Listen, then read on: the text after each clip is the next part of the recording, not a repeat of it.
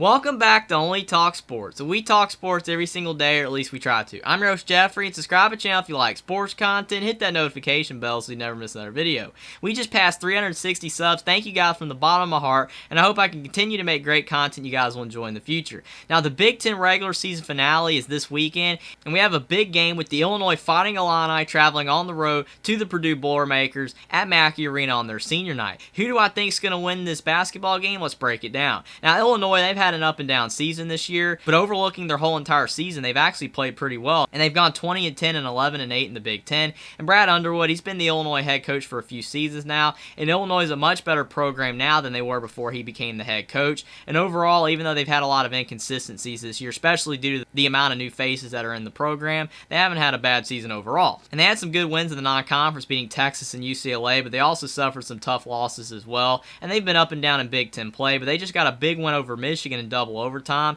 on their senior night last time out, and that should give them a lot of momentum to go into Mackey Arena and potentially be able to spoil Purdue's senior night, even though Illinois did have to go to double overtime, so they might be exhausted after that game against Michigan. And overall, looking at Illinois' roster, the amount of transfers and freshmen on their team is why they've been so inconsistent. But Terrence Shannon, the Texas Tech transfer, he's averaged 17 points per game, 4 rebounds, and 3 assists per game. Overall, he's been a solid player, and he's been the kind of guy that has been able to be a go-to scorer for Illinois when they've needed him to be in games where a lot of their other players have struggled. And if Terrence Shannon's not playing well, then Matthew Mayer, the Baylor transfer, averages 12 points per game and 5 rebounds per game. And overall, the 1-2 punch of Terrence Shannon and Matthew Mayer has been a big reason why Illinois has been a good team this year. Jay Nepps has been a very good freshman for Illinois, and he's stepped up with Scott Clark leaving the program. He's averaging 10 points and 2 rebounds a game. His emergence later on in the season is why Illinois has been playing better basketball as of late, could potentially win some games in the NCAA tournament. Coleman Hawkins is averaging close to 10 points per game, 6 rebounds per game, and 3 assists per game.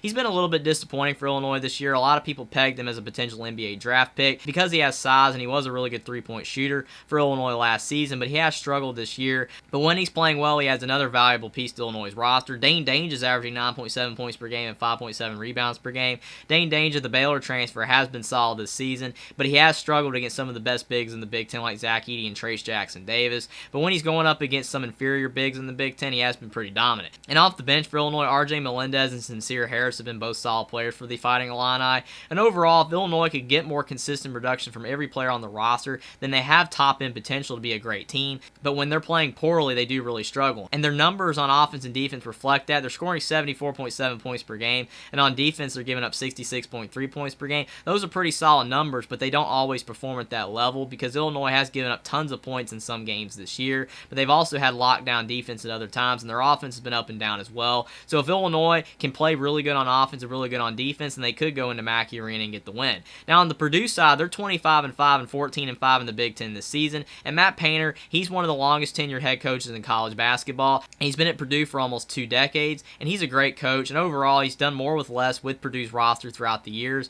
And this season, they just won the Big Ten regular season title outright, and a lot of people peg Purdue to be a middle-of-the-pack team. So Matt Painter's done a fantastic job with the roster he had this season to overperform expectations in the preseason. And Purdue, they had some great wins in the non-conference when they beat Duke and Gonzaga. And overall, they've had a great season, but they have had some struggles in Big Ten play, especially recently, losing to Indiana twice and losing to Maryland and Northwestern. But they just got a close win at Wisconsin, so maybe that will get Purdue back on track to be ready for March Madness. And Zach Edey, the front-runner for National Player of the Year, he's averaging 22 points, 13 rebounds, and 2.5 blocks per game. And overall, if Zach Edey wasn't on this Purdue team, then the Boilermakers would probably be the middle of the pack or worst team in the Big Ten because he's so dominant and he does so much for Purdue's offense because even when he doesn't score, the amount of attention that he gets from defenses around the Big Ten allow Purdue's other players to get wide-open looks. And Fletcher Lawyer, he's been a really good freshman for Purdue, averaging 12 points per game and 2.5 assists per game. He's played well this season, but he has started to drop off a bit lately in the Big Ten. Seems like the grind might be getting to Fletcher Lawyer, and Braid Smith, the other freshman for Purdue's, played well this season, averaging 10 points per game, 4 rebounds per game, and 4 assists per game. Both players are great, but the freshman wall might be hitting them a bit because they aren't playing at as high of a level as they were earlier in the year. But when they're both playing well, Purdue can be a dangerous team. And Mason Gillis is averaging 6 points per game and 4 rebounds per game, and Caleb First is averaging 6 points per game and 5 rebounds per game. Both are really good front court players for Purdue. Mason Gillis is a better three-point shooter, but both are gritty players that are good on the glass, and they really complement Zach Edey really well. And Purdue also has Brandon Newman, Ethan Morton, and Trey Kaufman-Renn providing significant contributions for the Boilermakers this year. And overall, Purdue doesn't have a really athletic team, but they play fundamental basketball, and they listen to Matt Painter's coaching style, while, and that's why they've had a great season. And on offense, they're averaging 73.1 points per game, and on defense, they're giving up 62.2 points per game. Purdue's defensive numbers are why they're having a great season, because when they're playing lockdown defense, they are tough to beat, and overall, they have been a solid offensive team. Even though they don't have one of the best offenses in college basketball, they can score when they need to, and again, when they're playing lockdown defense, they're one of the best teams in college basketball. So who do I think is going to win this Big Ten regular season finale?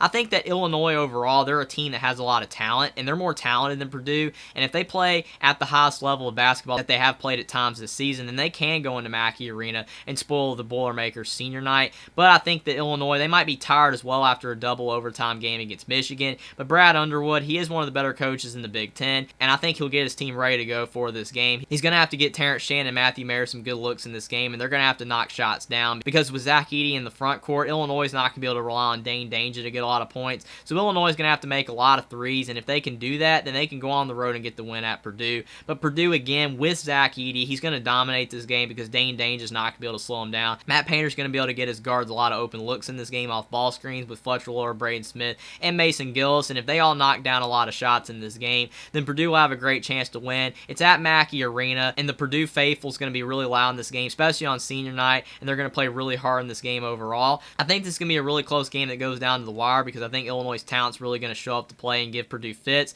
but I do think that Purdue will beat Illinois 76-71 in this Big Ten regular season finale game. Again, I think Illinois can win this game. They're a really talented team, and a lot of people have overlooked the Fighting Illini this season because they haven't been toward the top of the Big Ten standings at all this season, but they're still a really good team, and they shouldn't be overlooked, especially in March Madness, because they could do some special things because they have a lot of talent, and Purdue doesn't have as much athleticism as some of the other teams in the Big Ten, but they play some really fundamental basketball, and when they're at home at Mackey Arena, they are really tough to beat. They've only lost twice at home to Rutgers and Indiana, and I think as long as Purdue plays lockdown defense and can slow down Matthew Mayer and Terrence Shannon, then I think that Purdue will have a really good chance to win this game, because Purdue will be able to score enough points if they can slow down Illinois, and I think that Purdue's home crowd is going to really help them get over the top. This should be a fun Big Ten battle that goes down to the wire, but I'm going to go with the Purdue Boilermakers to beat the Illinois Fighting Illini 76-71 in this Big Ten regular season finale. Subscribe to the channel if you like sports content, like this video down below, comment down below whether you think Purdue or Illinois is going to win this Big Ten basketball game and why,